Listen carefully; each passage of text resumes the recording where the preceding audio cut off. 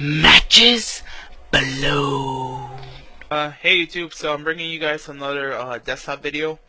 Today is January 28th, and Dan DiDio has sent out some interesting tweets that led to some interesting articles, and I kind of wanted to go over them with you and kind of give you guys my 2 cents.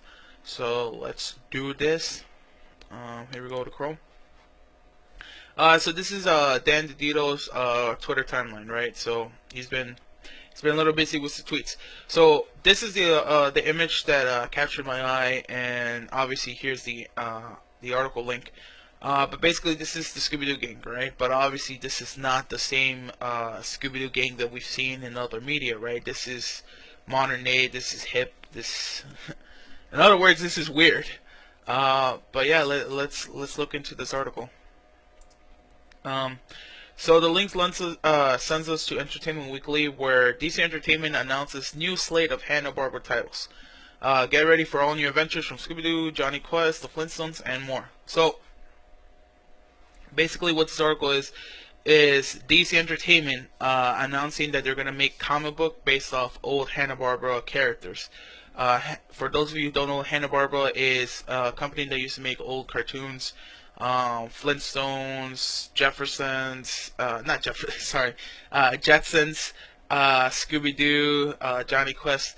So what DC, I read this article, and this is not the article I want to spend too much time with. DC Comics released their own article, and I feel that one's better suited for this type of video. This is a little too much press talk for me, but basically, DC's grabbing those old Hanna-Barbera characters, and they're gonna reimagine them into a modern day story.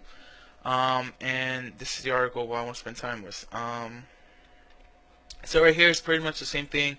Dan DiDio talking about how these are classic characters, that they fit in pop culture, and that they're gonna bring new visions of them, right? So here's the first book, and it's called Scooby Apocalypse. So obviously this is the image that we saw on the Twitter timeline. Now we get the full image, and all the images here, I feel like these are going to be like the comic book covers, because obviously they're a whole image, their whole one. I think it's called one splash. Don't quote me on that. I'm not too up to date with my comic book terminology.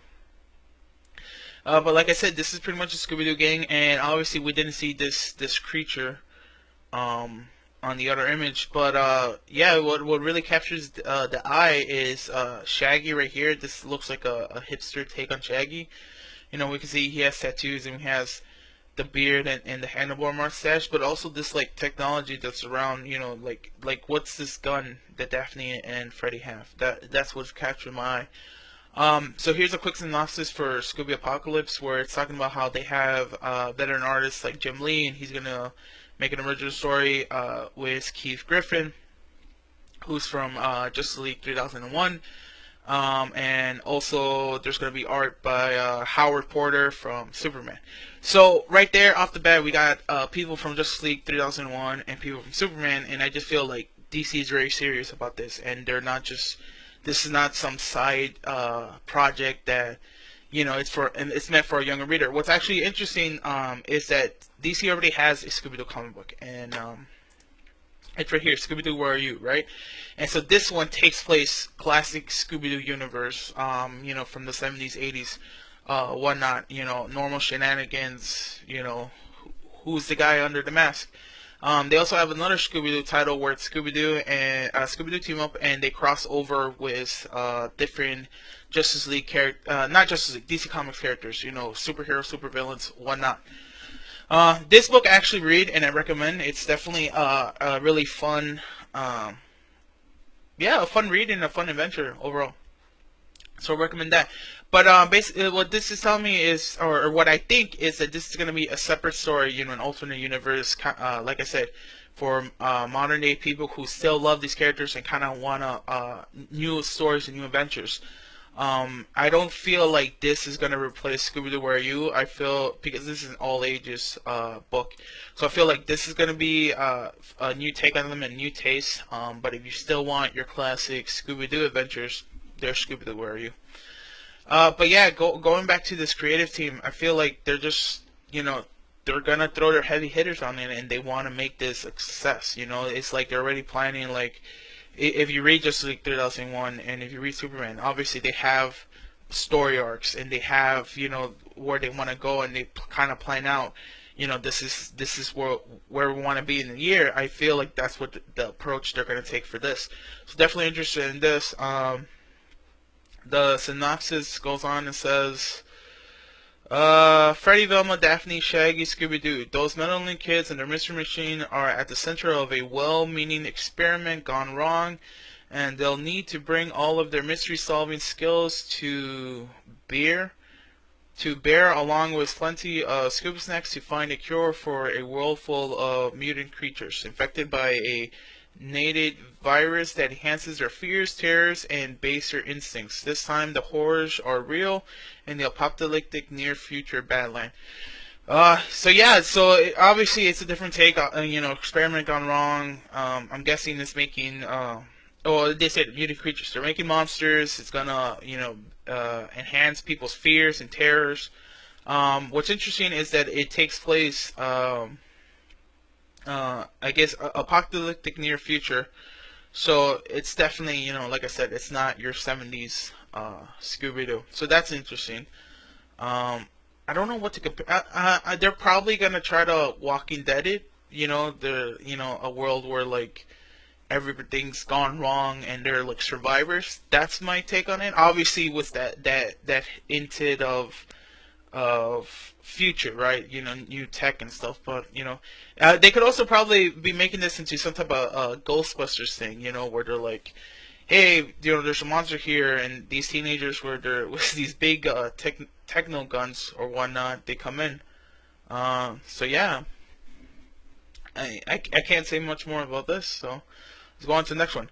The next book is Future Quest. So what's interesting about this is that this is Johnny Quest. So it's Johnny Quest Adventures, but they're also smashing other Hanna Barbera characters.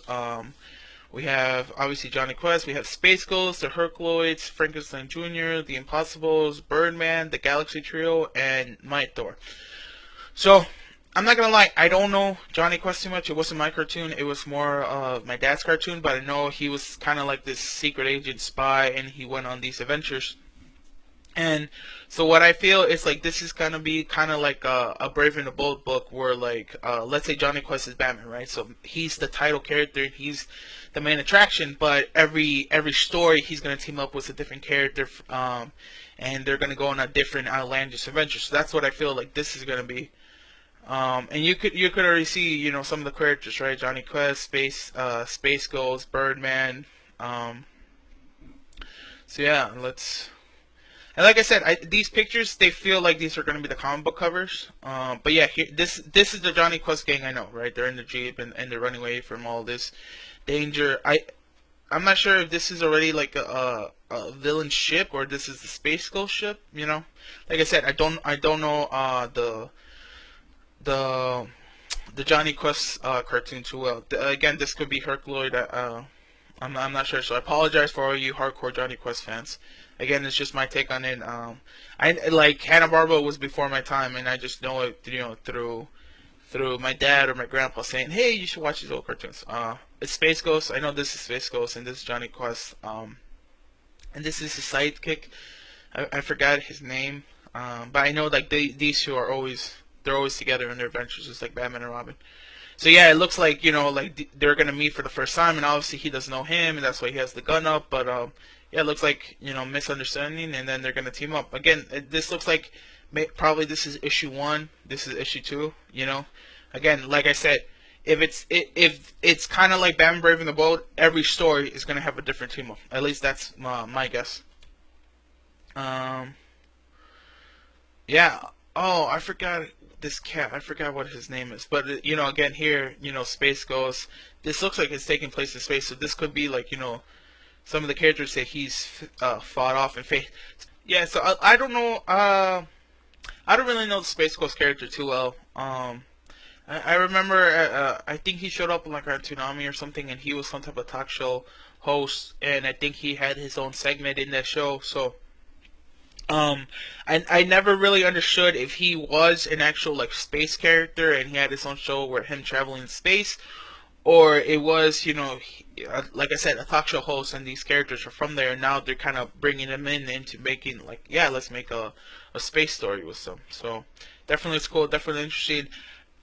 Quick, I don't know, Easter egg or tidbit or whatever. But basically, Space Ghost. Who is his name? Bruce Timm. Bruce Timm based Batman from the anime series off of Space Ghost, and you can kind of see it's a very similar style, right? Like where he's not too defined in his muscles. He's obviously a bigger person. Not bigger as in fact, just it shows that he has muscle. Um, and if you were to imagine like he had long ears, this would definitely be Batman's face. So that's kind of like a cool, like a little nerd Easter egg, if you will. Uh, so yeah, so future quests. Writer Jeff Fark, Aquaman, Justice League United, Batman 66. Again, like I said, these look like people who are really, who are some of the top people in DC Comics right now. Evan Doc, Shanner, Justice League, Darkseid Ward, Green Lantern. Join forces to bring fans new tales and adventures. Most iconic teenager Johnny Quest, along with his sidekick Hadia. Okay, so that's his name. Sorry if I mispronounced it. I'm not the greatest at pronouncing names. The series combines Team Quest with some of the most well-known action adventure heroes ever created by Hanna Barbera, including Space Ghost, the Herculoids, Birdman, Might Thor, and Frankenstein Jr., among others. So yeah, this is definitely the team-up book for Hanna Barbera. I'm guessing they had a limited number of comics they could release, and they were like, "Hey, we want to get all of the Hanna Barbera characters. Let's just release one comic where they all team up." So definitely cool and interesting take. So far, I'm somewhat interested in this book, Future Quest. More out of just this is the cartoon my dad used to watch, so I kind of want to read it. Also, obviously I like the Hanna Barbera world, so maybe this is the best way to learn about these characters. But yeah, definitely interested in Scooby-Doo. So let's see how many more books they got. Oh, oh man, let's skip. Okay, Wacky Raceland. Wow, this looks a little Mad Max. But yeah, Wacky Raceland. Take the Anthill Mob, Penelope, Pissed Up, and Dick Dastardly mix in a healthy dose of Mad Max. Oh, see right there, Mad Max. And you get the dark and gritty take on Hanna-Barbera's Wacky Races, courtesy of writer Ken Park. Reboot Happy Tree Friends. Oh, Happy Tree Friends. I don't watch it or read it. I'm not. I think it's a YouTube show, but I'm not sure. But I've heard a lot of people like it, and definitely a lot of people recommend it for me. So again, it's like the people that they're putting on these stories are top notch. Artist Leonardo Manco, Hellblazer. Okay, that's interesting. Hellblazer was vehicle designs by Mark Sexton. Mad Max Fury. Oh wow. Okay, so yeah, definitely just the image alone already like it looks like Mad Max. It's inspired by Mad Max, and basically all the vehicles are coming from the guys from Mad Max. So if you like that movie and you like Hanna Barbera cartoons, I think you're gonna really enjoy this one. But a time of hope and innocence with utopia at the finish line has given way to Plethora Armageddon and a desert wasteland full of radioactive leaks, nanotech dust storms, and cannibalistic mutants. Wow, cannibalistic mutants. Against this backdrop, the racers and their sentient vehicles continue their contest, but now the competition is for survival, and there can only be the winner. One checkered flag falls. There's gonna be one winner when the checkered flag falls. Sorry, man. I'm just like, oh, it's still the morning for me. So, sorry for misreading, but I'm just like, I saw this and I had to kind of make a video on it. But yeah, Wacky Races. What I remember about this is all these different cartoon characters. I thought they were from different cartoons, but apparently it's a cartoon world themselves. But think of cartoon characters getting into cars and racing, right? I mean, obviously, Wacky Races or racers. But yeah, the funny part of the cartoon was that all the cars had their like secret gadgets, right? It had oil slicks, and I think some of them shot missiles or threw a pie at one another. But basically, each character was trying to use all these gadgets and trickery to try to get the upper hand. And I believe there was a villain character who like he always wanted to win the race to take over the world or something, or capture this girl. It's probably Penelope pissed up. Um, and what I remember is that he kind of looked like the bad guy. If you guys ever saw the movie Dudley Do Right or that old cartoon, he kind of looked like that. You know, we're talking old guy, handlebar, top hat. You know, usually dressed in black. Uh, but yeah, like again, this looks interesting just because Mad Max is a really cool movie. I liked it a lot. And to kind of blend that in with the Hanna Barbera cartoons, that's definitely interesting right off the bat. So I'm interested in this book too. So obviously, you know, 3 for 3. Let's see what else. Flintstones, meet the Flintstones. Wow. So here's the Flintstones. I'm not sure who. Yeah. So the art definitely reminisces of Harley Quinn, and I'm pretty sure it's the same artist. But yeah, so this really is an interesting take. I don't know why, but I've never thought of the Flintstones in like a very realistic human form because they're so cartoony. I always pictured them like that, you know, big nose and everything. So it looks a little weird seeing them in this like a little more of a realistic take on them.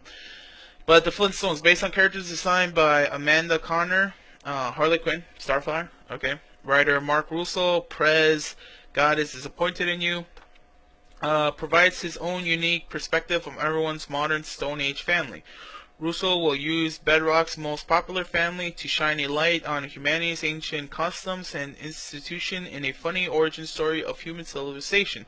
Fred is still the simple man striving to be the king of the castle. Wilma is still the tolerant but not indulging wife, and Barney with his wife Betty and infant son Bam Bam is still the original wingman whose loyalty to Fred often outweighed his common sense. So this one, to me, seems the least one that's getting a drastic change, right? Like this one, it's still, I think, feels very classic Flintstones. I'm sure the shenanigans that go on and the everyday adventures are gonna be different, right? They're not just gonna retell old cartoon episodes, but like this isn't taking place in a post-apocalyptic world. This isn't taking place near the future.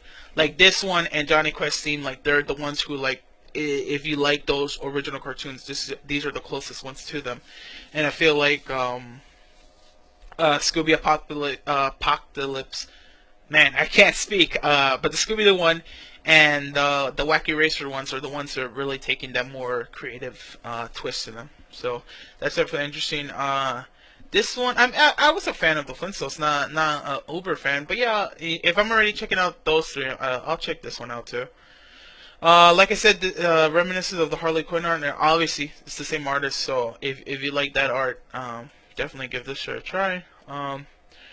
So where can you find these new comics? No need to call up Fred and Shaggy. It's not a mystery. You can look at the debut installment of the 4 books in stores this May. Okay, so these books are going to be coming out in May. If their standard price is going to be about $3, you know, a regular comic book's about $2.99. So yeah, definitely. I'm looking forward to these books. I hope you guys are too. I hope this kind of broadens the range of what this channel could be as far as interest. You know, obviously I like DC Comics, but also like Saturday morning cartoons, so it's definitely going to be an interesting thing. But yeah, you know, comment down below what do you guys think. Hopefully everything went well. In the video that you guys were able to see my my webcam. If not, you know, just ignore this part. But yeah, comment down below. Tell me, are you guys gonna pick up any of these books? Are you guys interested in this new take on Hanna-Barbera characters? Do you guys want them to just leave it alone? You know, like if you like, dislike if you didn't like it, and subscribe. Yeah, later.